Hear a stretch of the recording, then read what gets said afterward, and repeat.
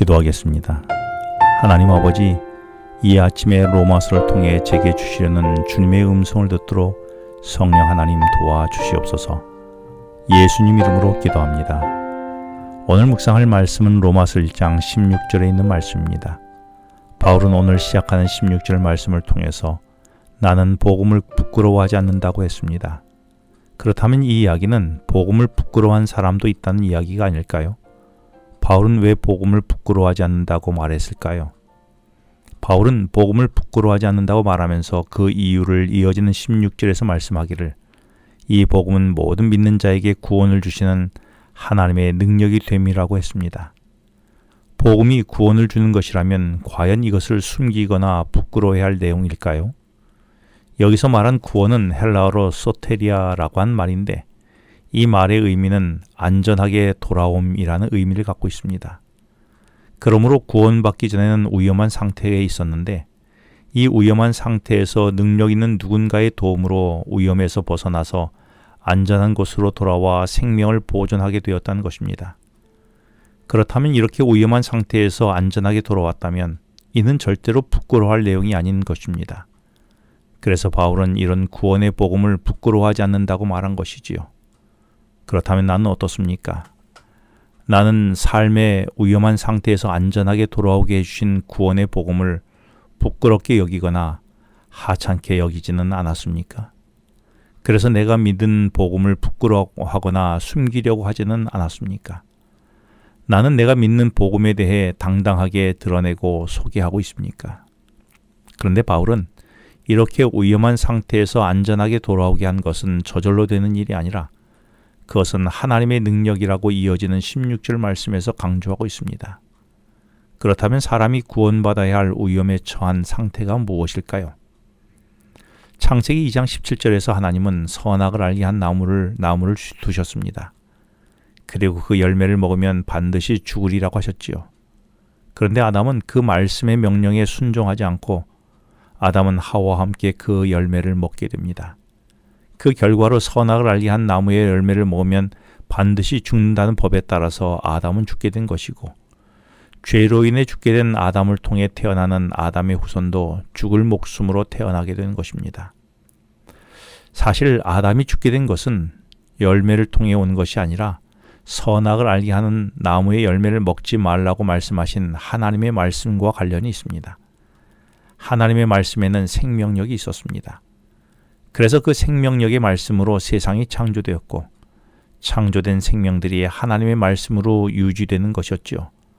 그런데 아담은 생명이신 하나님의 말씀에 순종하지 않게 됩니다. 그렇게 하여 생명을 공급해 주시는 원천인 하나님의 말씀과 상관없이 살아가게 되었고 그러니 그 결과가 생명이신 하나님의 말씀과 단절되게 되니 아담에게 하나님의 생명의 말씀이 더 이상 공급되지 않게 되어 죽게 되는 것입니다. 성경은 이것을 죄라고 말한 것이고 그 결과는 죽음이라고 이야기한 것입니다. 이렇게 죄를 지은 아담을 통해서 출생한 그의 아들도 여전히 죄의 존재로 태어나게 되었고 그래서 그도 죄인으로 살다가 죽게 되는 위험한 상태가 된 것입니다. 그런데 하나님은 또 다른 말씀을 주셨습니다. 요한복음 3장 16절에서 하나님은 예수님을 둘째 아담으로 이 땅에 보내시면서 예수님께서 십자가에 달려 죽으시고 사흘 만에 부활하심을 통하여 우리가 하나님의 말씀을 불순종함으로 죽게 된 죄의 문제를 해결하셨습니다. 대신 우리를 다시 구원하신 하나님의 말씀을 믿고 예수님을 영접하면 둘째 아담인 예수님을 통하여 다시 하나님의 자녀가 되게 해주신다고 요한복음 1장 12절에서 말씀하셨습니다. 이렇게 하여 하나님은 우리가 사망에서 생명으로 옮길 수 있도록 은혜의 시간을 주셨는데 그것이 오늘날 우리가 살아가는 이 세상에서의 살아가는 삶의 시간 수명입니다. 그래서 내가 내 목숨이 살아있는 수명의 시간을 어떻게 살아야 할지에 대하여 고린도후서 6장 1절에서 말씀하시기를 하나님이 주신 구원의 은혜를 헛되이 받지 말라라고 말씀하시면서 2절에서는 지금이 하나님이 주시는 구원의 은혜를 받을 만한 때이고 지금이 나를 구원하신 날이라고 말씀하셨습니다. 그래서 오늘 내가 하나님이 주시는 구원의 은혜를 받아들이고 하나님이 주시는 구원을, 그리고 지금 내가 살아가는 나의 삶의 시간 동안에 받아들이라는 것입니다. 그렇다면 내가 지금 이 땅에서 살아가는 내게 주어진 시간 동안에 나는 무엇을 하며 살아가야 할까요? 당연히 내게 주어진 죽음의 위험한 상태에서 돌아오게 할 하나님의 구원의 은혜를 받아 누린 일로 오늘 하루를 보내며 살아가는 것이 당연하지 않을까요? 그럼 나는 내게 주시는 하나님의 구원을 최우선적으로 여기며 어제 하루를 그렇게 살았습니까?